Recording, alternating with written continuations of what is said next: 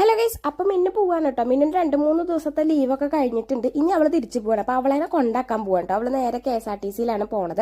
അപ്പോൾ ഞാനും ഏട്ടനും കുട്ടിയും പിന്നെ മിന്നും കൂടിയിട്ടാട്ടോ പോണത്. അപ്പോൾ നേരം വിളിച്ചമ്മനെ പോകുന്നത് ഒരു 10 മണിയൊക്കെ ആകുമ്പോഴാണ് അവൾക്ക് ബസ് ഉള്ളത്. അപ്പോൾ അതേ ഒരു കൊല്ലം ബസ് വന്നിട്ടുണ്ട്. അപ്പോൾ അതിൽ കയറ്റി കൊടുത്തോട്ടെ.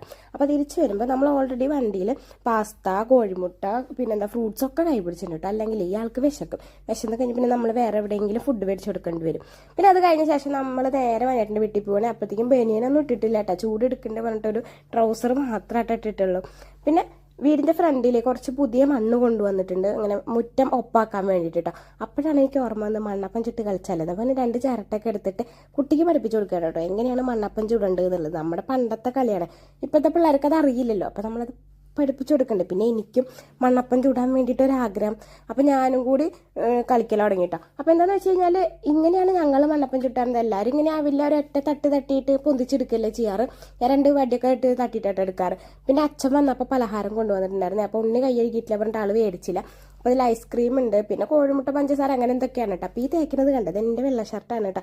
എനിക്ക് പിറ്റേ ദിവസം ക്ലാസ്സിന് വരണമല്ലോ, അതിന് വേണ്ടിയിട്ടുള്ള എൻ്റെ വെള്ള ഷർട്ടാണ്. പിന്നെ അമ്മായിയുടെ വീട്ടിലാട്ടോ അതുള്ളത്. അപ്പോൾ അമ്മായി അവിടെ പഴുത്ത ചക്ക കൊടുക്കുന്നുണ്ട് കേട്ടോ.